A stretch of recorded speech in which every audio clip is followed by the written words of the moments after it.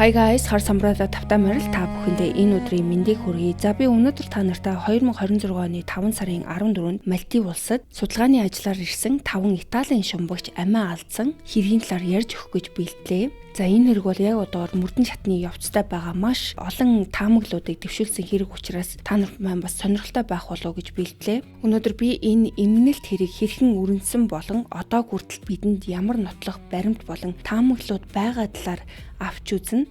Та нар минь хэрэгээ сонсоод өөрсдийн шүүлтийг хийгээрэй. Ингээд та нар минь бэлэн бол өнөөдрийнхөө шүүлтийг эхлэе.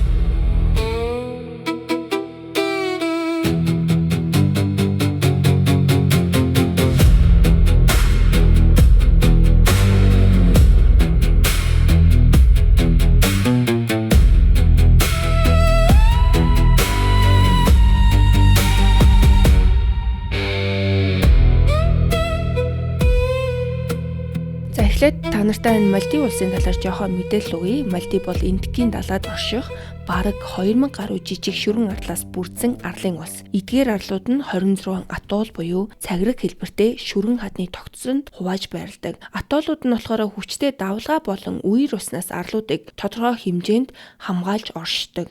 Тунгалаг цэнхэр ус, тансаг амралтын газрууд дэлхийн шилдэг шумбалтын бүсүүдээр алдартай болохоор жил бүр 2 сая гаруй орчим жуулчид зорж ирдэг. Сүүлийн жилүүдэд акултай шумбах, агуун шумбалт зэрэг адлын явдалтай мөртлөө аюултай зүйлүүд маш түгээмэл болсон. Сүүлийн 6 жилийн хугацаанд Мальдив далайтай холбоотой ослын улмаас 100 гаруй жуулчин амиа алдсан. Мэдээж энэ бол аялын брошюрт бичигддэг зүйл биш. Хинч сурталчилгаандаа манай нэг жуулчин энд ирээд нас барсан шүү гэж хүмүүст рекламдахгүй байх. За тэдгээр нас баралтын дийлэнх нь живэлт байсан. Энэ нь жуулчлалд санал болгодог аялал үйл ажиллагаанууд үнэхээр хэр аюулгүй вэ? Тэдгээрээ зохион байгуулагч компаниудыг хэр сайн хяндууг вэ гэсэн асуултуудыг төрүүлдэг. Ихэнх хүмүүс аялал захиалгахдаа тухайн компани шалгагдсан, шаардлагатай зөвшөөрөлтөй аюулгүй ажиллагааны дүрмээ мөрддөг гэж бодог. Гэхдээ бодит байдал дээр энэ нь бол үргэлж үнэн байдаггүй. Зарим оронд хяналт сул байдаг болохоор туршлага багтаа эсвэл шаардлага хангахгүй оператор хүртэл жуулчлалд үйлчилгээ үзүүлдэг. Мөн сошиал медиагийн нөлөөгөөр хүмүүс улам эрсдэлтэй үйл ажиллагааг сонирхдог. Тэдгээрийн нэг нь бол энэ агуун шумбалт буюу cave diving байгаа юм. Усан доорх, нарийн, харанхуй агууд шумбах энэ төрлийн аялал нь маш өндөр эрсдэлтэй тооцогддог ч бусдын очиж үзээгүй газар хүрэх хүсэл олон хүнийг татдаг. Гэхдээ энэ шумбалт бүтлгүүтвэл үр дагавар нь ихэвчлэн өхөл гэсэн үг. Сонирхолтой нь ийм төрлийн эмгэнэлт явдлаас сэргийлэхийн тулд олон улс орон шумбалтын гүн болон аюулгүй байдлын дүрм журам тогтоосон байдаг. Гэхдээ ийм ослууд гарсаар л байдаг. Яг ийм зүйл энэ оны 5 дугаар сард болсон судалгааны шумбалт хийхээр усанд орсон Италийн 5 эрдэмтэн хизээж эргэж ирээгүй. Профессор Моникагийн хувьд далаангүн шумбах нь бол ажлын нэг энгийн өдрөл гэсэн үг. Тэрээр Италийн Женевагийн их сургуулийн экологийн дээд профессор маш том шагналыг улсаасаа хүртэж байсан байгаль хамгаалагч. Мөн олон жилийн турш Мальдивт тогтмол далайн судалгааны шумбал хийж байсан туршлагатай хүн гэсэн үг. 51 нас хүрэх үедээ тэрээр ширүүн хадны талаар олон 10 жилийн судалгаа хийж олон эрдэм шинжилгээний өгүүлэл хэвлүүлсэн. Мөн далайн өвсөн экосистемын чиглэлээр мэрэгжилтэн гэж тооцогддог. Тэр насан туршийнхаа хүсэл тэмүүлэл болсон далайн амьдрал өөрийнх нь амийг авч явна гэж хизээж төсөөлж байгаагүй байх. 5 дугаар сарын 10-нд Моника болон хэсэг жуулчид Duke of York нэртэй хүлэгт сууж Мальдивын нийслэл Мале хотоос аялалдаа гардаг. Тэд арлуудыг хүрээлсэн үзэсгэлэнтэй нарийн бүтцтэй шүрэн хаднуудыг судлах 7 хоногийн аялалд гарч байгаа нь. Усан онгоцон дээрх шумбагчид шүрэн арлуудыг ойроос судлах, далайн хоолтой оройн зойг барих, дээд тавцан дээр наран биеэ шарах зэрэг тансаг үйлчилгээг авч байсан. За Моникатай хамт ойролцоогоор 20 зорчигч аялалд орсон. Тэдний дунд түүний охин Жоржач гэсэн байсан. Жоржо тухайн үед ердөө 22 настай байсан бөгөөд ээжтэйгээ адилхан Италийн Женевагийн их сургуульд био ангаахын инженерчлэр суралцж байсан. Тэр ээжтэйгээ хамт ойролцоогоор 500 удаа шумбаж байсан туршлагатай нэгэн. Ээж охин хоёр бол хоёулаа маш чадварлаг шумбагчид, далай тэнгисийн судалгаатай салшгүй холбоотой амьдралтай хүмүүс. Тэд усан доторч уснаас гадна ч гэсэн хоорондоо дотн харилцаатай хүмүүс. Тэдэнтэй хамт Италийн иргэд болох Федерико болон Мюриел нар аялалд оролцож исэн. 31 настай Федерико далайн биологч бөгөөд магистрийн зэрэгтэй. Тэрээр Моникагийн удирдлага доор Мальдивын төв хэсгийн шүрэн хадны талаар дипломын ажлаа саяхан хамгаалсан. Мөрэлч гэсэн мөн адил Федерикотой нас чадсав, мөн адил Женовагийн их сургуульд Моникатай хамтарч ажилладаг судлаач. Эд бол олон жилийн турш мөр зэрэгцэн ажилласан бие биедээ бүрэн итгэдэг ойр дотны хамт олон. Тэр өдөр тэдэнтэй 5 дахь хүн болох Gianluca нэгдсэн. За Gianluca нь Duke of York хөлгийн ажиллагааны менежер бөгөөд шумбалтын багш байсан. 44 настай тэрээр Малдивт 7 жил амьдарсан маш туршлагатай мэргэжлийн шумбалтын хүүтэж. Энэ 5 хүн бүгд далайн судалгаа болон Малдив дахь шумбалтын арвин туршлагатай хүмүүс. Аялын өмнө Малдивын судалгааны төв Моника, Федерика болон Мюриэл нарын боловсруулсан судалгааны төслийг нь баталж өгсөн. За тус төслийн гол зорилго нь Ваву атол орчмын зөвлөн шүрэнг судалж, уур амьсгалын өөрчлөлт, биологийн олон янз байдалд хэрхэн нөлөөж байгаа талаар мэдээлэл цуглуулах зорилготой байсан байна. Гэхдээ уг төслийн зарим тодорхойгүй зүйлс хожим хизээч бүрэн хариулагдахгүй байж магадгүй олон асуултыг бий болгодог. Моника тухайн үед хамтран ажиллагчдтайгаа судалгааны төслийг зохицуулж байсан бөгөөд энэ нь хөлгөөс хийхээр төлөвлөсөн шумбалтанд хүргэсэн. 2026 оны 5 сарын 14-ний өглөө Италийн 5 шумбагч тэр өдрийнхөө 2 дахь шумбалтанд бэлтгэж байсан. Тэд их хөлгөөс салангаж жижиг шумбалтын завнаас усанд орох байсан бөгөөд тэр өглөө хийсэн эхний шумбалт нь бол ямар ч асуудалгүй өнгөрсөн болохоор дахин тунгалаг цэнхэр ус руу орохдоо догдолж исэн. Мэдээлэлээр тэдэнд өглөөний 11 цагийн орчимд шумбалтын зааварлагаа өгч дараа нь тоног төхөөрөмжөө өмсөж далаа руу орохоор бэлтгэдэг.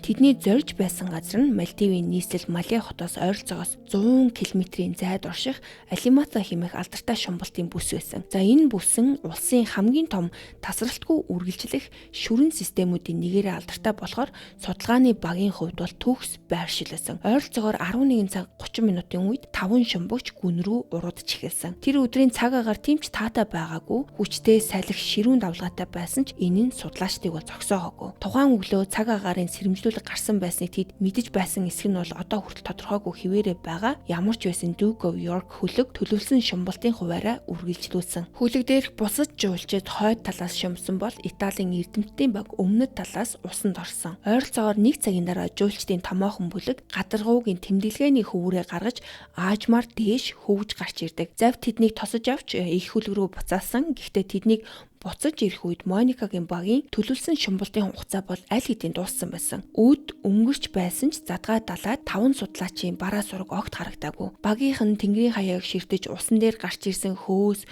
хөвүүр эсвэл шумбагчдыг илтэх ямар нэгэн шинж тэмдэг олж харахыг хичээж байсан. Гэвч тэдний өмнө зөвхөн давалгаалсан далаа л харагдчихсан. 5 Итали шумбагч дахин хизээч гадаргуу дээр гарч ирээгүй. Тэд алга болсноос 2 цаг гаруй өнгөрсний дараа ойролцоогоор 1:45-ийн үед Duke of York хөлгийн баг Малдивын эргийн хамгаалтын албанд ослын дохио илгээдэг. Эргийн хамгаалтын алба шуурхай хариу өгч шумбагчид ямар нэгэн байдлаар амьд байж магадгүй гэсэн найдвараа хадгалсаар аврах ажиллагааг эхлүүлсэн. Хид хідэн усан онгоцыг өргөн хүрээний хайгуулд гаргаж далайн гадаргууг самнаж шалгадаг. Эхэндээ олон хүн 5 шумбагч хүчтэй урсгал туугдаж төөрсөн байж магадгүй өөр газраас гарч ирнэ гэж найдаж исэн. Гэхдээ цаг өнгөрөх тусам ямар ч уулмөр илрээгүй болохоор тэрхүү найдвар аажмаар бүдгэрч эхэлдэг. Моника болон түүний баг амралт зугаалгын шумбалтанд ашигладаг стандарт тоноглолтой байсан бөгөөд нуруундаа 1 баллон агаар авч шумбсан байна. Тэдний орсон гүнд ийм тоноглол бол удаан хугацаанд амьд үлдэх боломж олгодоггүй. Хайлт үргэлжлэх тусам нэг зүйл улам тодорхой болсон нь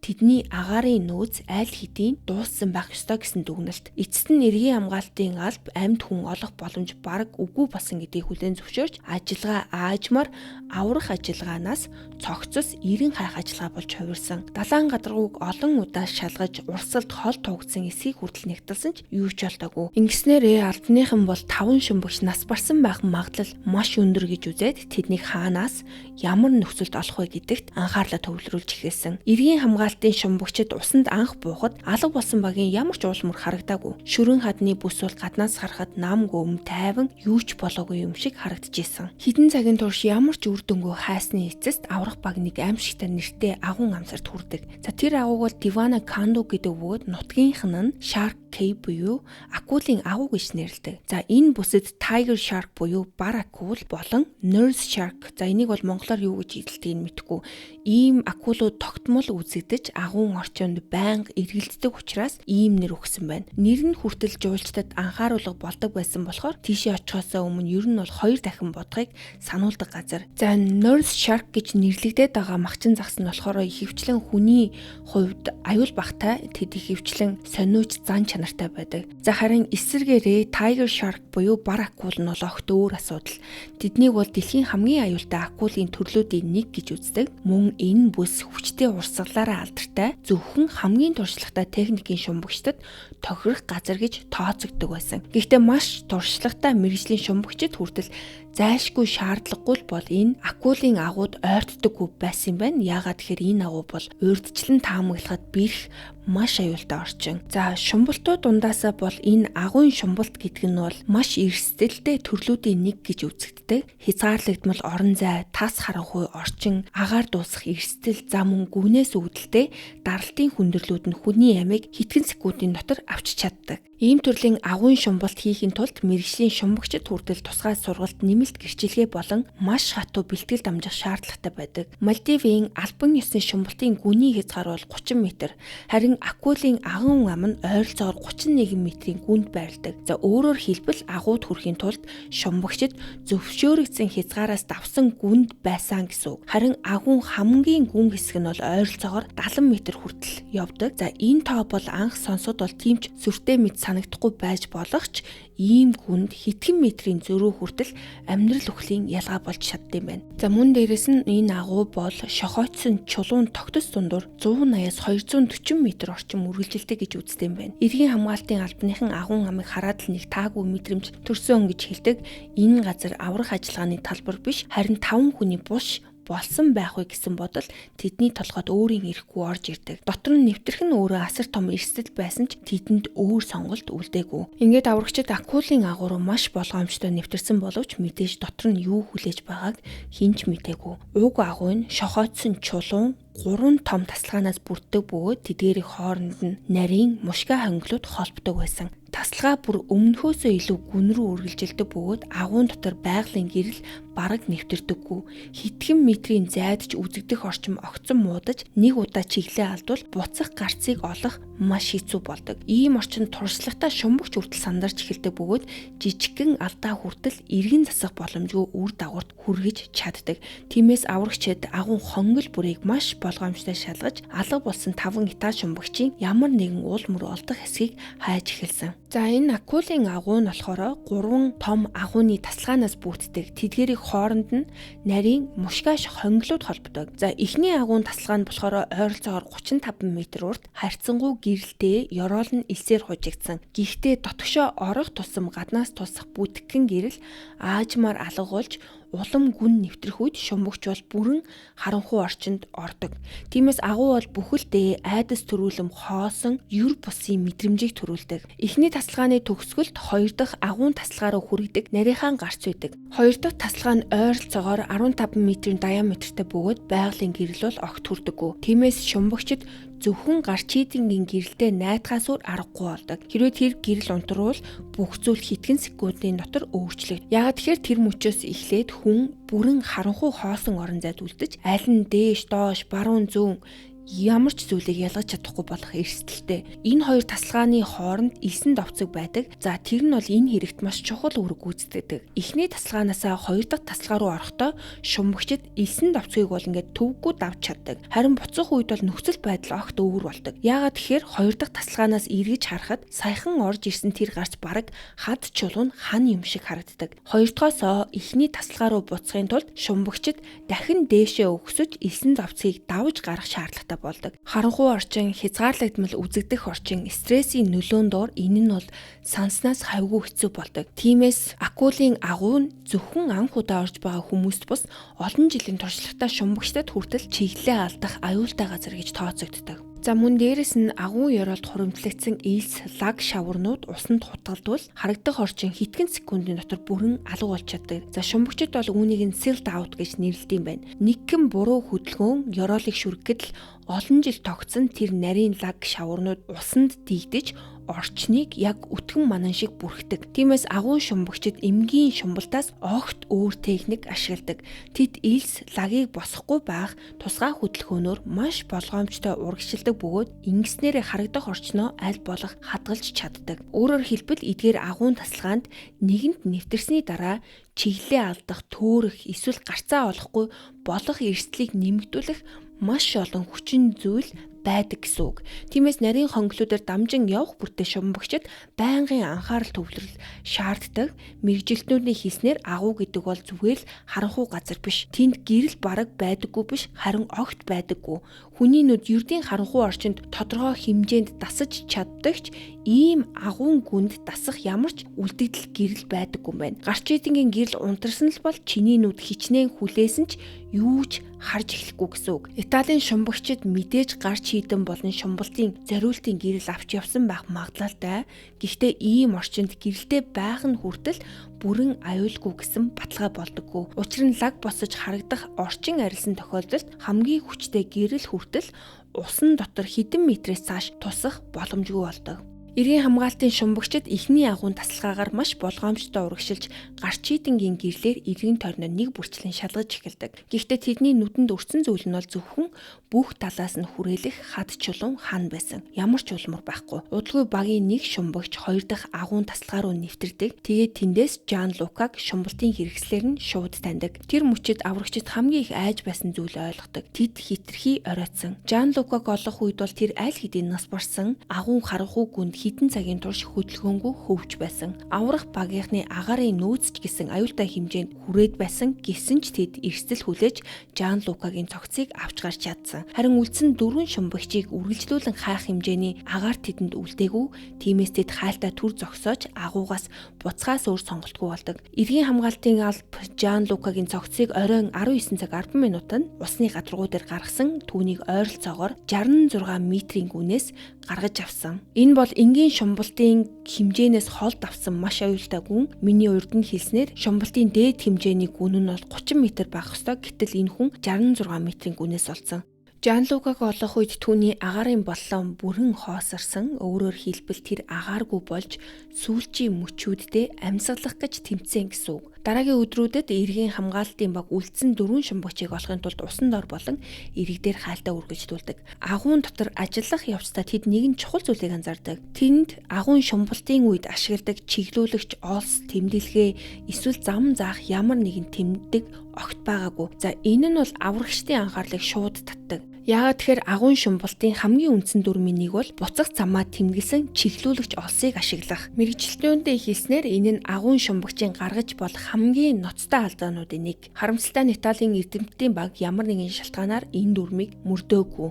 Хожим энэ ажиллагаа зөвхөн тэдний амийг аваад зогсохгүй өөр нэгэн хүний амийг ч гэсэн авч явна. Тэр хүн бол 43 настай ахлах цэргийн шумбагч Сержант Мохаммед Махути байсан. Тэрээр үлдсэн 4 эрдэмтний цогцыг гаргах ажиллагаанд оролцож байсан Малдивын зэвсэгт хүчинд 20 гаруй жил албаасан туршлагатай шумбагч хүн. Баасан гарагт тэр Малдивын ерөнхийлөгч Мохаммед Мюзид аврах ажиллагааны төлөвлөгөөг танилцуулж ирсэн. Гэхдээ тэр өдрөөс эхлээд ажиллагаа олон бэрхшээлтэй тулгардаг. Цаг агаар тогтворгүй байсан бөгөөд агуун нөхцөл байдал ч гэсэн маш аюултай байсан. Зарим үед аврагчдын аюулгүй байдлыг хангахын тулд ажиллагааг бүрэн зогсоохоос өөр аргагүй болж байсан. Харин Бэм гарагт 8 шумбагч ээлжээр ажиллаж үлдсэн хүмүүсийг хайх ажиллагаагаа үргэлжлүүлсэн. Хайлтыг хурцсахын тулд 2 шумбагч агуун амийг тэмдэглэн усны гадаргуу руу хөвөр идгээд. Ингэснээрээ бусад багийнхан шууд тэр цэг рүү очиж агуун дотор өнгөрүүлэх цагаа хэмнэх боломжтой болсон. Тэр өдөр Мохаммед бусадтайгаа хамт алга болсон хүмүүсийг хайхаар усанд ордог. Гэхдээ ажиллагааны үеэр тэр даралттай холбоотой decompression sickness өртдөг. Дээш гарч ирэх үед хамт шумбаж байсан хүн нь түүнд ямар нэг зүйл буруу байгааг анзаардаг. Ингээд Мохаммедийг эмчилгээ хийлгэхээр Мале хотын эмнэлэг рүү яаралтай хүрэхээр болсон. Харамсалтай нь тэр эмнэлэгт хүрч чадалгүй замдаа нас барсан. Түүний даргын мэдээснээр Мохаммед туршлагатай шумбагч байсан ч гэсэн агуун шумбалтын тусгай бэлтгэлтэй байгаагүй байж магадгүй гэж мэдээсэн. Гэхдээ энэ бол албан ёсоор батлагдаагүй. Даралтын өвчин гэж тайлбарлаад байгаа энэ нь шумбагч гүнээс хит хурдан дээш гарсан үед үүсдэг амь насанд аюултай нөхцөл. Гүн усанд байх үед хүний биед азот зэрэг хий өндөр даралтын нөлөөгөөр уусдаг. Харин даралт хит хурдан буурахад тэр хий жижиг бөмбөлөг болж хувирч цус болон эд эсийн дотор тархаж эхэлдэг юм байна. Эдгээр бөмбөлөг нь үе мөч, мэдрэлийн систем, уушиг болон бусад эрхтнийг гэмтээж чаддаг. Үүнийг бол англиар бенз буюу нугаралт гэж нэрлэдэг. Яагаад тэгэхээр өвдөлт нь маш хүчтэй байдаг болохоор хүмүүс өөрийн ирэхгүй бүгтиж нугардаг юм байна. Ийм үед цорын ганц үр дүнтэй эмчилгээ нь хүнийг аль болох хурдан даралттай орчинд буцааж оруулах буюу recompression эмчилгээ хийх байдаг. Шинж тэмдэг илэрснээс хойш өнгөрөх минут бүр амь насыг нь бол улам эрсдэлд оруулдаг. Ихэнх тохиолдолд цаг алдалгүй эмчилгээ хийлгвэл уг нь хүмүүс амьд үлддэг. Гэхдээ Мухаммад болон түүний баг хамгийн ойрын эмнэлгээс хол задгаа далайн дунд ажиллаж байсан. Мухаммад нас барсан өдрөө буюу 5 сарын 16-ны Бэмб гарагт цэргийн бүрэн хүндэтгэлтэйгээр оршуулгдсан. Оршуулгын ажиллагаанд Малтивын ерөнхийлөгч Мухаммад, түүний гэр бүлийнхэн, цэргийн алба хаагчид болон төрийн албаныхан өргөнөөр оролцсон. Түүний үхэл нь туршлага, ур чадвар өндөртэй хүмүүс хүртэл агуун шумбалтын аюулаас ангид бишээ гэдгийг дахин харуулсан.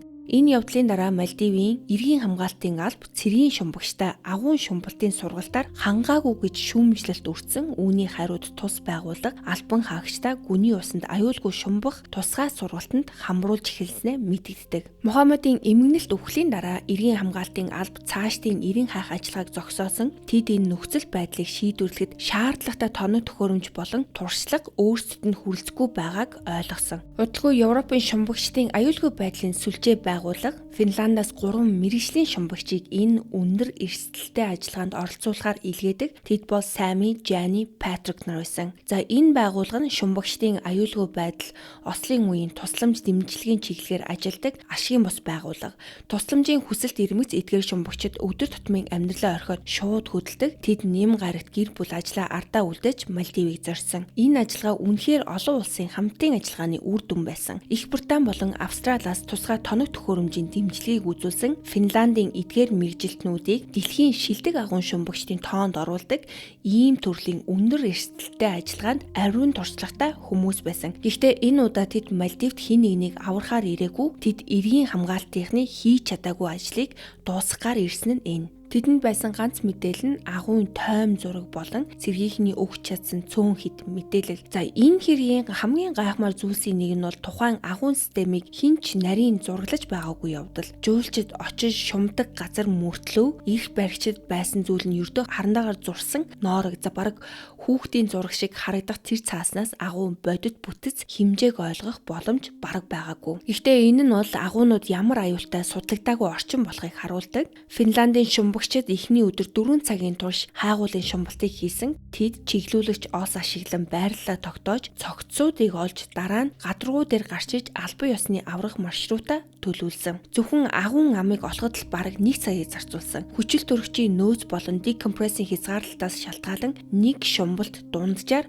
3 цагаас илүү үргэлжлэх боломжгүй. Аврах ажиллагааны үеэр аль хэдийн нэг аврагч амиа алдсан байсан болохоор тэд ямар ч эрсдэл гаргахыг хүсээгүй боломжтой хамгийн дэвшилтэд тоног төхөөрөмжийг ашиглаж бүх аюулгүй ажиллагааны дүрмийг чанд мөрдөхөөр шийддэг. Энгийн шумбалтын төхөөрөмж буюу нээлттэй хэлхээц системд шумбагч цилиндрээсээ агаар авч амьсгалаад гаргасан амьсгал нь хөөс болж ус руу шууд гардаг. Харин Финландын баг болохоор хаалттай хэлхээд дахин амьсгалуулах системийг ашигласан. Энэ нь гүн ус болон агуун шумбалтанд зориулагдсан илүү дэвшилтэд технологи. Систем нь шумбагчийн гаргасан амьсгалыг дахин боловсруулад нүүрс хүчлийн хийг шүүж зайлуулад зарцуулагдсан хүчил төрөгчийг автоматар нөхдөг. Ингэснээр амьсгалын хийн найрлагыг бол маш нэрийн хянах боломжтой болдог. Шумбагчид илүү удаан хугацаанд илүү гүнд ажиллах нөхцөл бүрдэж чаддаг. Ийм давуу тал нь ялангуяа агуун шумбалт зэрэг өндөр эрсдэлтэй орчинд маш чухал байдаг. Харин харамсалтай нь осолд орсон Италийн шумбагчид ийм төхөөрөмжийг ашиглаагүй. Тэд ердийн амралт аялын зориулалтаа шумбалтын хэрэгсэл болон ганц цилиндртэйгээ агуу руу орсон. Амралтын өдрүүдэд цогцос гаргах ажиллагаа олон саад бэрхшээлтэй тулгарч цаг хугацаатай уралдан үргэлжилж байсан багийнхан дахин хин нэг эрсдэлд оруулахыг хүсээгүйч мэргэжлийн шумбагчид үлдсэн хүмүүсийг ямар ч үнээр хамаагүй ар гэрт нь эрүүлж авчрах хатуу шийдвэрийг гаргасан. Даваа гарагчид агуун гүндэх нарийн хонгилуудыг нэг бүрчлэн нэгжсээр хоёр дахь тангимын хамгийн мухар хэсэгт хүрдэг. Гэхдээ тэндээс юу ч олдоогүй. Ингээд буцах замдаа гол агуунуудыг заагладаг, элсэн довцог руу чиглэж сэлж явтал хажууханд нь жижигхэн амсар харагддаг. Ойртож очивол Ёроолын лаг шавран дээр шумбагчийн шүргээд өнгөрсөн юм шиг бүдэг мөр үлдсэн. За энэ нь тэднийг бол зөв зөвхт явж байж магадгүй гэсэн анхны найдварыг төрүүлдэг. Шумбагчид тэр мөрийг дагаж цааш явхад жижиг мухар тасалгаанд хүрдэг. За тэнд үлдсэн 4 Италийн шумбагч байсан. Тэдний эргэн тойронд арай аюулгүй акулууд тайван эргэлдэн сэлж байсан гэдэг. Тэр танхим бол яг л усанд орох оршуулгын газар шиг харагдчихсэн. 4 шумбагчийн цогцос усанд хөдөлгөөнгүй хөвж байсан бөгөөд Ёроол руу живхээс нь зөвхөн даралттай шумбалтын тоног төхөөрөмжл хамгаалж байсан. Цогцуудыг олох үед шумбагчдын агаарын нөөц нь бараг л дуусах төхөж байсан. Тэд гадаргуу дээрх багтай холбоо тогтоогоод сурггүй болсон 4 Италийн шумбагчийг олсон тухай мэдээллийг яаралтай дамжуулсан. Гэхдээ тэр мөчид цогцуудыг гаргах боломж байгаагүй. Цаг хугацаа болон агаарын нөөц аль аль нь хязгаартад тулцсан байсан. Тиймээс шумбагчид агуугаас гарч ирээд гадаргуу дээр дахин цугдаж цогцуудыг хэрхэн аюулгүй гаргах төлөвлөгөөг наривчлан боловсруулсан. Мегмар гарагт Моника болон Федерико нарын цагтцыг агуугаас гаргасан Финландын мэргэжлийн шумбагчид тэднийг ойролцоогоор 30 метрийн гүнд хүртэл авчирсны дараа эргийн хамгаалтын албаныхан хүлээн авч үлдсэн замыг гадаргуу хүртэл тээвэрлсэн. Харин дараагийн өдөр нь Жоржиа болон Мюриэл нарын цогцыг мөн адил аргаар гаргаж авсан. Ингэснээрээ Италийн 5 шумбагч бүгд амьд үргэсэн албан ёсоор батлагдсан бөгөөд энэ хэрэг сүүлийн жилүүдэд гарсан хамгийн ноцтой шумбалтын ослуудын нэг болж үзсэн. Цогцос гаргах ажиллагаа дууссаны дараа Мальдивын хууль сахиулах байгууллагууд болон Финландын мэргэжлийн шумбагчдын баг хамтран ажиллаж энэ эмгэнэлт ослын үеэр яг юу болсон болохыг тогтоохоор мөрдөн шалгалтаа эхлүүлсэн. Гисэн хэдий шумбагчид яагаад агуу руу орсон эсвэл анхнаасаа тийшээ орох төлөвлөгөөтэй байсан эсэх нь хизээж бүрэн тодорхой болоогүй. Энэ агуу нь өвөрмөц тогтож далайн амьтдаараа алдартай байсан ч туршлагатай шумбагчид яагаад ийм өндөр эрсдэлтэй шийдвэр гаргасан нь мөрдөн шалгагчдын хувьд хамгийн том асуултуудын нэг хэвээрээ үлдсэн. Харин нэг зүйл бол бараг тодорхой байсан. Тэд зориуд орсон эсгээс үл хамааран замаа алдаж мухар төгсгөлтэй тэр жижиг хэсэгт гацсан юм шиг харагддаг. Зарим уушигны эмчнэрийн үзэж байгаагаар эдгээр хүмүүс хүчил төрөгчийн хордлогын улмаас ам үргэсэн байх магадлалтай гэж үздэг. Энэ нь шумбагч хит өндөр агуулмжтай хүчил төрөгчийг удаан хугацаанд амьсгалснаар үүсдэг аюултай нөхцөл. Усанд гүн орох тусам даралт нэмэгдэж амьсгал бүрээр уушиг болон цусан чингэх хүчил төрөгчийн хэмжээ өсдөг. Хэрвээ энэ хэмжээ хит өндөр болж эсвэл удаан хугацаанд үргэлжилвэл хүчил төрөгч төв мэдрэлийн системийг хит өдөөгөөд улмаар бие махбодод ноцтой нөлөө үзүүлдэг. Мөрдөн байцаагчид мөн элсэн давцыг давсны дараа агуун дотор өөр ямар нэгэн үйл явдал болсон байж болзошгүй гэж таамаглаж байсан. Гэхдээ яг юу болсон болохыг нотлох ямар ч боломж байгаагүй. Тэд жижиг хажуугийн хэсэг рүү орсны дараа агаараа дуусгасан байх магадлал ч гэсэн өндөр. Финландын мэргэжлийн шумбагчдын үзэж байгаагаар элсэн лагтай хэсгийг даван хоёр дахь танхимд хүрэхэд харанхуй байсан ч ус нь улам бүр булан гарцсан. Ингэснээрээ үзэгдэх орчин бараг бүрэн хаагдаж тэд чиг баримжаагаа алдсан байж болзошгүй гэж үздэг. Мөн тэд хажуугийн жижиг хэсгийг гарцгаж андуурсан байх магадлалтай. Харин лаг босож үзэгдэх орчин бүрэн алга болсны дараа үндсэн агууруу буцах замаа олж чадаагүй байж болохын ч гэж бас үздэг. Яг юу басан хизээч тодорхой болохгүй байж магадгүй. Гэхдээ олдсон нотлох баримтуудын ихэнх нь тэд агуун гүнд төөрч улмаар гарц руугаа буцаж чадалгүй агааргүй болсон гэх хувилбарыг хамгийн боломжит тайлбар гэж харж байгаа. Мэргэжлийн шумбагчид бас нэг ноцтой асуудлыг онцолдог. За тэр нь бол миний өмнө хэлсэн чиглүүлэгч олсны асуудал. Италийн шумбагчдад ийм төрлийн агуун шумбалтанд шаардлагатай тоног төхөөрөмж байгаагүй. Олон жилийн туршлагатай шумбагчид байсан ч гэсэн аюулгүй ажиллагааны ийм чухал хэрэгсэлгүйгээр ийм агууд орохыг өөрсдөө хизээж зөвшөөрөхгүй гэж хэлдэг. Эцэст нь ихэнх мөрдөгчид энэ эмгэнэлт явдлын гол шалтгаан нь хүний алдаа байсан гэсэн дүгнэлтэнд хүрсэн. Багийн хийсэн тооцоолоор шумбагчид олдсон тэр мухар хэсгийн төгсгөл ойролцоогоор 50 м урт байсан бөгөөд бүтэц хэлбэрийнхээ хувьд эхний хэсэгтээ бол тун төстэй харагддаг. Тиймээс тэд үүнийг гарц үргэлжилж байна гэж андуураад мухар төгсгөл болохыг нь ойлгохоосоо өмнө нилээд гүн рүү орсон байх магадлалтай. Харин тэр мөчөд тэд буцахад хамгийн хэрэгтэй зүйл болох агаараа аль хэдийн их хэмжээгээр зарцуулсан байсан гэж үзсэн. За энэ хүмүүс замаа алдснаа ойлгосон мөчөд байдал маш хурдан хяналтаас гарсан байх магадлалтай. Ийм нөхцөлд айдас сандрал үүсэх нь бол бараг зайлшгүй бөгөөд энэ нь шумбагчдыг амьсгалаа хурдсгаж үлдсэн агаараа бүрч хурдан зарцуулахад хүргэдэг. Мэргэжилтнүүдийн хэлснээр ийм төрлийн сандрал нь хамгийн туршлагатай шумбагчийг хүртэл амь насанд аюултай нөхцөл рүү түлгэж чаддаг. Хязгааргүй мэт үргэлжлэх харанхуй орчинд гарц хаана байгааг мэдэхгүй төөрсөн үед тайван сэтгэх чадвар хурдан алдагддаг. Тэд бол тухайн мөчөд ар гэрийнхэнтэйгээ дахин хизээч уулзаж чадахгүй байж магадгүй гэдгээ хүртэл ойлгосон байх боломжтой. Тийм нөхцөлд хүний сэтгэл зүйд ирэх дарамт ямар байсан болоо гэдгийг төсөөлөхөд хэцүү. Хамгийн эмгэнэлтэй нь Финландийн багийн тооцоолсноор Италийн шумбагчид агуун гарцнаас ердөө 15 минутын зайд байсан байж болзошгүй. Мөрдөн шалгагчид мөн шумбалтын аюулгүй ажиллагааны хамгийн чухал зарчмуудын нэг болох давхар нөөцийн зарчмыг хангалттай мөрдөөгүй гэж үзсэн. Энэ зарчим нь ямар ч чухал тоног төхөөрөмж ганц ширхэг байж болохгүй гэсэн утгатай. Жишээлбэл 2 агаарын цилиндр дор хаяж 3 гэрэл, 2 компьютер, нөөц чиглүүлэгч хэрэгсэл зэрэг давхар нөөцтэй байх ёстой байдаг. Түүнчлэн тэд агуу дотор энгийн сэлэлтийн өшөглөлт ашигласан байж болзошгүй гэж үзэж байгаа. Энэ нь бол ихэнх хүмүүсийн хувьд сэлж сурахтаа ашигладаг хөдөлгөөн. Харин агуун шумбагчид ихэвчлэн мэлхий өшөглөлт ашигладаг. Яагаад гэхээр энэ хөдөлгөөн усны урсгалыг хэвтээ чиглэл түлхэж ёроолын лаг тунцыг баг хүнддэм байна.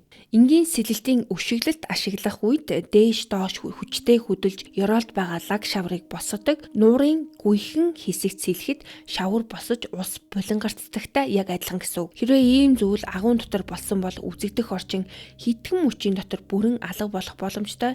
Ялангуяа 5 хүн ойрхон зайд зэрэг хөдөлж байсан бол лаг улам ихээр босож нөхцөл байдлыг маш хурдан хүндрүүлсэн. За уг нь бол эдгээр хүмүүс нь бол маш туршлагатай хүмүүс байсан. Гэхдээ туршлага заримдаа давуу тал биш, сул тал ч гэсэн болж чаддаг. Олон жилийн турш амжилттай шумбалсны дараа Джон болон Моника зэрэг хамгийн чадварлаг шумбалтын багш нар хүртэл өөрсдийн зүүн совин туршлагатай хит итгэх үе гарч иж болдог. За энэ өөртөө итгэлтэй байдал нь мэргэжлийн хүмүүст хүртэл аюулгүй ажиллагааны чухал алхмуудыг алгасах, эсвэл ердийн үед гаргахгүй эрсдэлтэй шийдвэр гаргахад нөлөөлж болзошгүй байдаг. Би үүнийг мянган удаа хийсэн гэсэн бодол аажмаар бий болж туршлагадаа хит найдаад хамгийн энгийн аюулгүй байдлын шалгалтуудыг хүртэл орхигдуулах эрсдэлтэй байдаг. Финландын шумбагчид бас нэг ноцтой зүйлийг онцолсон. Италийн баг гүн шумбалтанд зайлшгүй шаардлагатай байдаг тусгай амьсгалын хийн холцыг ашиглаагүй. Эдгээр хийн холц нь бол зүгээр нэг зөвлөмж биш. Техникийн болон агуун шумбалтын ертөнцид энэ нь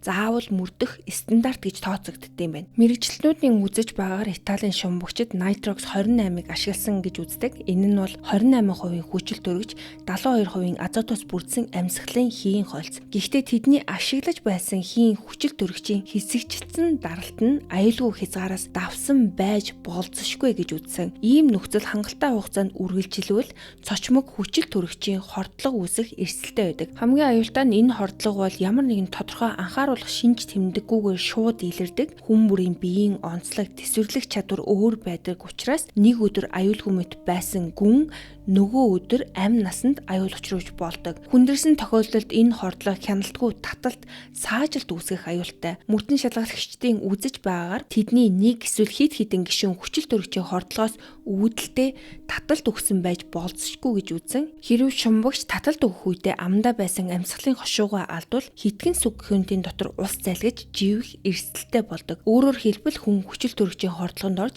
таталт өгч улмаар живж нас барах боломжтой гэсэн үг. Ийм төрлийн осол өмнө нь бол олон удаа бүртгэгдэж байсан юм байна. За мэргэжилтүүдийн хэлснээр тэдний ашиглах ёстой байсан хийн бол Trimix гэдэг хий байсан. Trimix нь хүчил төрөгт азот, гели гэсэн 3 хийн холц бөгөөд гүн болон техникийн шумбалтанд зориулан тусгайлан тохируулдаг. Энэ холцдог гели буюу хелиум нь маш чухал үүрэгтэй. Яагаад гэхээр гүн шумбалтын үед үүсдэг 2 том аюулыг бууруулахад тусалдаг юм байна. Тэр хоёр нь юу юм гэхээр хүчил төрөгчийн хордлого болон азотын мансуурал гэсэн 2 том эрсдэл. Азотын мансуурал нь шумбагчийн сэтгэх чадвар, шийдвэр гаргах чадварыг алдагдуулдаг аюултай нөхцөл, үүнд өртсөн хүмүүс цогтуу хүн шиг болж эрсдлээ зөв үнэлж чадахгүй болдог. Зарим тохиолдолд хүмүүс шалтгаангүйгээр инээх, хит тайвшрах эсвэл бодит нөхцөл байдлыг буруугаар ойлгож эхэлдэг. Хэрвээ Италийн шумбагчдад ийм зүйл тохиолдсон бол тэд аюулын хэмжээг бүрэн ойлгоогүй байх боломжтой. Азотын мансуурал ихэвчлэн хит таатай мэдрэмж төрүүлдэг болохоор хүн өөрийгөө асуудалд орсон гэдгээ анзаарахгүй байх нь ч гэсэн байдаг.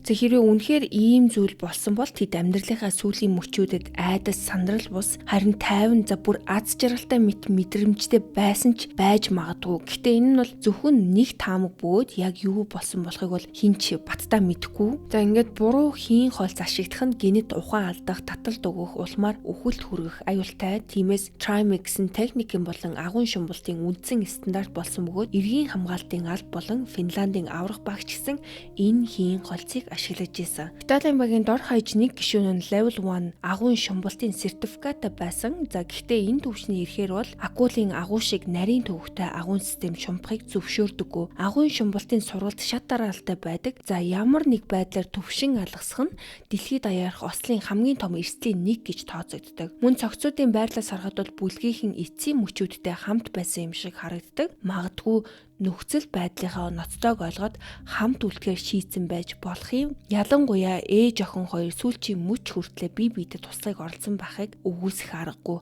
Харин Жон Лукагийн цогцос хаана байсан талаар мэдээллүүд маш зөрүүтэй байдаг. Зарим их сурвалжууд агуун аман хэсэгт байсан гэдэг бол зарим нь 2 дахь хэсэгт байсан гэж мэдээлдэг. Зарим үрдэн шалгагчдын үзэж байгаагаар тусламж олохоор бүлгээсээ салсан байж магадгүй. Гэхдээ нэг зүйл тодорхой байсан. Түүний цилиндр доторх агаар нь бүрэн дууссан байсан.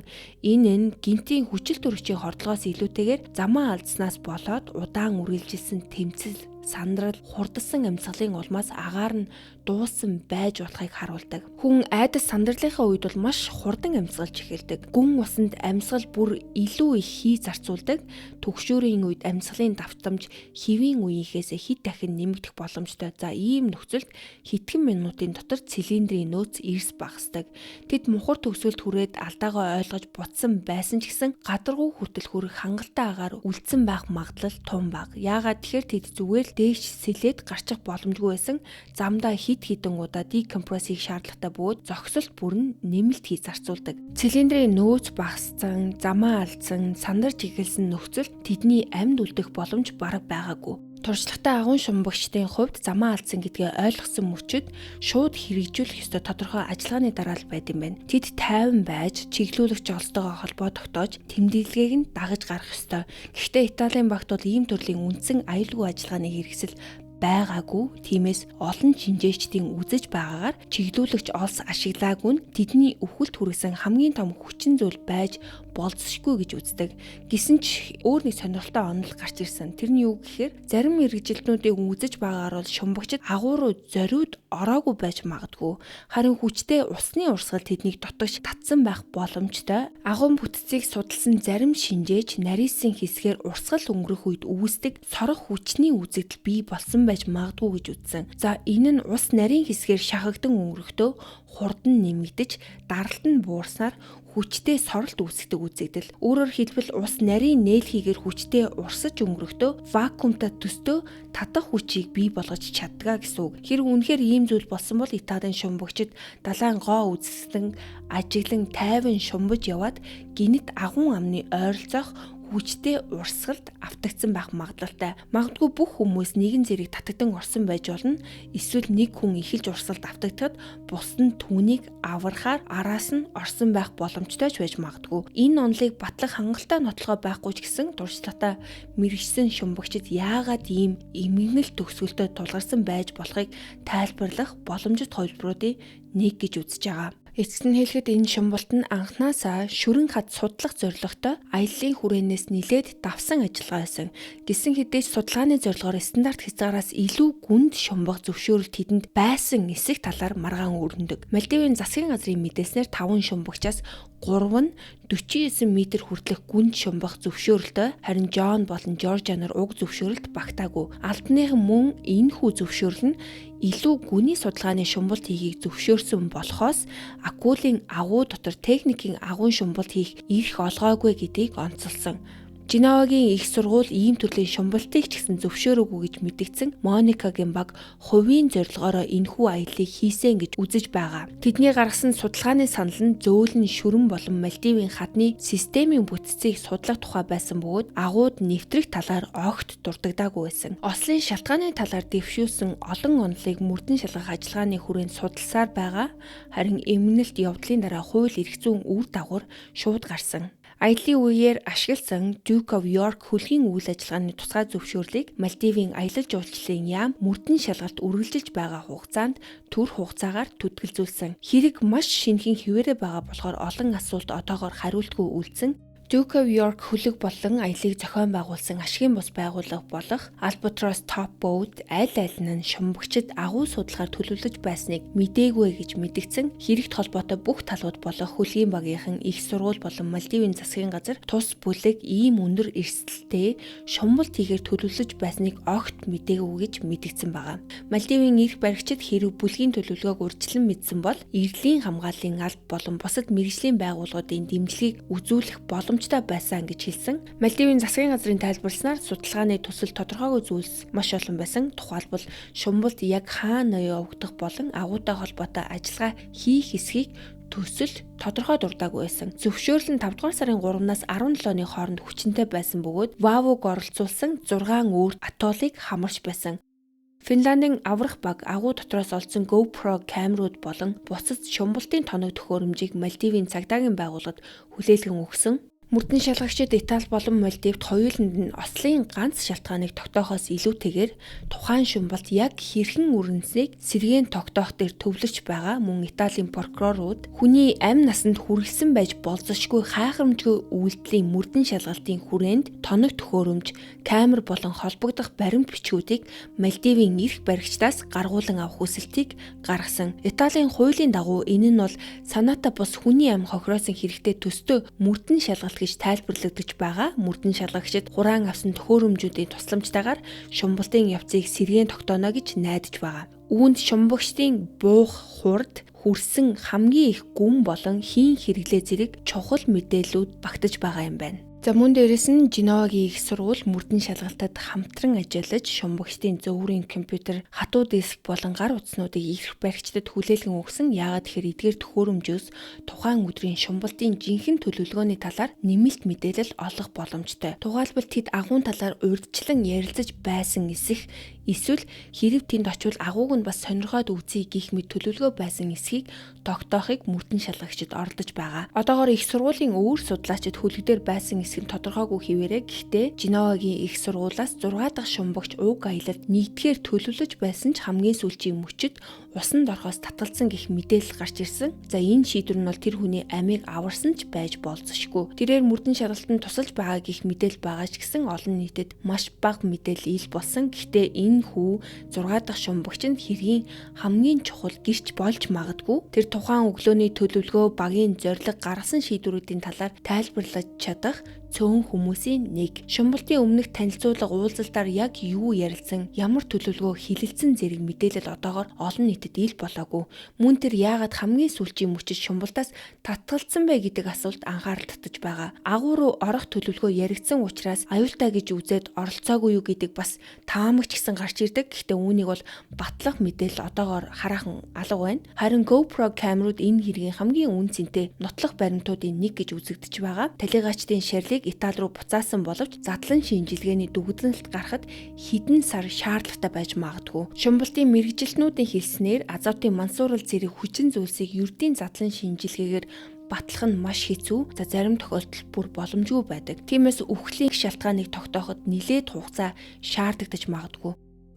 Моника нь Мальдивын эрх баригчдад сайн танигдсан судлаач 2006 оноос хойш Мальдивт усанд орох судалгааны дор хаяж 34 өгүүлэл нийтэлж Женевагийн их сургууль болон Мальдивын засгийн газраас олон удаа шумбалтын зөвшөөрөл авч байсан. Өөрөөр хэлбэл тэр эдгээр усанд маш их туршлагатай олон жил ажилласан хүн. Тиймээс өөрийн нэр хүнд, карьер, олон жилийн судалгааны ажлаа эрсдэлд оруулж, судалгааны зорилгод нь шаардлагагүй бөгөөд хууль бус байж болзошгүй үйлдэл хийх байсан гэдэгт олон хүн эргэлздэг. Тэр үед Моника охин Жоржиатайгаа хамт байсан гэдгийг ч хүмүүс онцолдог. Ийм туршлагатай хүмүүс яагаад ийм асар өндөр эрсдэл хүлээсэн бэ гэсэн асуулт өнөө хүртэл хариултгүй хэвээрээ.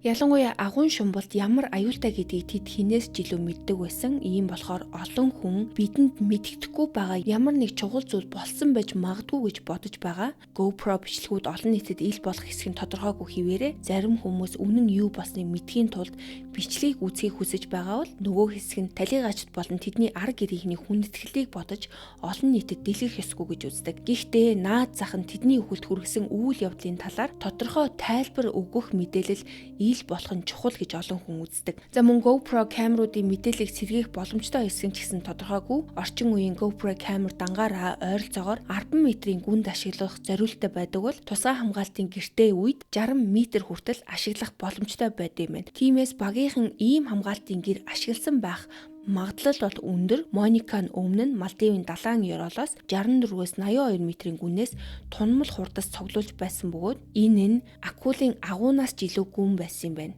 Түүнийг маш нягт Нимба шумбагч байсан гэж олон хүн турсдаг. Тиймээс нөхөр Карло эхнэрийнхээ үхлийг тойрсон нууцлаг нөхцөл байдлын талаар хамгийн идэвхтэй байр суурийг илэрхийлсээр байгаа. Карлогийн хэлснээр бол Моника хизээж бусдын тэр дундаа өөрийн охины амийг санаатаагаар эрсдэлд оруулах хүн бишээ. Тэрээр энэ явдлыг урьдчилан таамаглах боломжгүй осол байсан гэж үздэг бөгөөд эхнэрээ дэлхийн хамгийн шилдэг шумбагчдын нэг байсан хэмээн хэвлэлд ярьсан. За түүний цаоцоосноор бол Моника амьдралдаа ойролцоогоор 5,000 шумбалт хийсэн. Карло мөн Женевагийн их сургуулийн энэ шумбалт зөвшөөрөлгүй байсан гэх мэдээллийг шүүмжилсэн. Түүний үзэж байгаагаар Моника дэлхий дээрх Мальдивын шүрэн хадны талаар хамгийн их эрдэм шинжилгээний бүтээлтэй хүмүүсийн нэг. Олон оюутан судлаачид түүний удирдлагад дор ажиллаж байсан учраас их сургууль энэхүү ажиллагааны талаар юу ч мэдээгүй байсан гэх тайлбарт бол Карло итгэдэггүй. Тэрээр мөн Моника 2004 оны Энтхэгийн далайн цунамигийн үеэр Канийн иргэд орчимд шумбаж байхдаа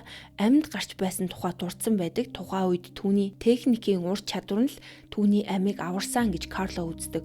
Моника болон Жоржио нарын оршуулга Женева хотод болсон бөгөөд ойролцоогоор 2,000 хүн оролцсон. Оюутнууд багш нар гэр бүлийнхэн нь Карло болон Моникагийн хүү Матеотой хамт эмээгнэл илэрхийлсэн. Мөн Италийн ерөнхийлөг Сержио аврах ажиллагаанд оролцсон Финландын мэргэжилтнүүдийг Италийн бүгд 8 дахь улсын гавьяаны одонгоор шагнасан. Харин Финландын мэргэжилтнүүд өөрсдийгөө баатар гэж үзэхгүй байгаагаа хэлж зөвхөн туслах боломж олсонд баяртай байгаагаа мэдгдсэн. Тэд аялал болон тоног төхөөрөмжийн бүх зардлаа нөхөн төлөвлөсөн боловч нэмэлт мөнгөн урамшуулал авахаас татгалзсан. Энэ осол нь далай хүний хүсэл сонирхолд үл захирагддаг гэдгийг дахин харуулсан хэрэг болсон. Мөн Мальдивын түүхэн дэх хамгийн ноцтой шумбалтын осол болж үлдсэн бөгөөд нийт 6 хүн амиа алдсан. За тэдний дунд Италийн шумбагчдын цогцыг гаргаж авахар ажиллаж байхдаа амиа алдсан Мальдивын цэргийн шумбагч Мохамед ч гэсэн багтаж байгаа. Өнөөдөр Карло болон бусад ар гэрийнхэн нь хариултаа хүлээсээр байгаа. Мэргэжилтнүүд хүртэл яг юу болсон талаар тодорхой дүгнэлтэнд хүрээгүй бөгөөд одоогоор зөвхөн таамаглал дэвшүүлж байгаа. Иймээс мөрдөн шалгалтын үр дүн GoPro бичлэгүүдээс сэргээж болох мэдээлэл болон бусад нотлох баримтууд л үнэн хэрэгтээ юу болсныг тод харуулах боломжтой. Гэхдээ энэ хэрэг бол нэг зүйлийг тодорхой харуулдаг. Хэдий хамгийн туршлагатай шумбагчид байсан ч гэсэн танил бус орчин ялангуяа усанд орох агууд амь насанд хүрэх аюултай нөхцөлтэй тулгарч болдог. Тиймээс энэ эмгэнэлт явдал нь бэлтгэл, харилцаа холбоо, төлөвлөлт болон далайн хүчийг хүндэтгэхийн чухлыг дахин сануулсан хэрэг болж үлдэж байгаа. Одоогоор бидэнд байгаа хамгийн том асуулт тэд агуу руу өөрсдийн хүслээрээ орсон уу? Эсвэл төлөвлөөгүй ямар нэг зүйл тэднийг агуу руу ороход хүргэсэн үү? Өнөөдөр би та нартай энэ хэргийн талаар байж болох бүхэл мэдээллийг цуглуулж хүргэлээ. Мэдээлэлээ сонссон та нар минь өөрсдийн шүүлтийг хийж дүгнэлтээ бичээрэй. Харин би та нартай албан ёсоор хариу гарсан цагт нь мэдээллийг хүргэх болно. За ингээд өнөөдрийн маань хэрэг энд хүрээд өндөрлөж байна. Надад нэг юм санагдсан нь одоо 100 цаг болж байна. Аялал зугаалгын улирал эхэлсэн. Тийм болохоор та бүхэн хаанч явсан аюулгүй байдлаа нэгдүгээр тавьж болгоомжтой аялаарай. Мөн байгаль дэлхийгээ хайрлаарай, гуйж ийн. Амарч зугаалсан газартаа хог үлдээхгүй байх. Таарлсан хогийг боломжтой бол авч хаях. Гал түлсэн бол бүрэн унтраа чивших нь бидний хийх ёстой хамгийн энгийн мөртлөө хамгийн чухал зүйлсийн нэг шүү. Та бүхэн минь зуны амралтаа зугаатаа өнгөрүүлж аюулгүй бөгөөд дурсамж зүрэн мөчүүдийг бүтээгээрэй гэж захимаар байна. Хаан чаялсан өөрийгөө болон хайртай хүмүүсээ хамгаалж байгаль дэлхийгээ хайрлаж яваарай. Ингээд өнөөдрийнхөө дугаарыг эхнээс нь дуустал нь сонсон та нартай баярлалаа. Дараагийнхаа дугаараар уулзлаа. Баяртай.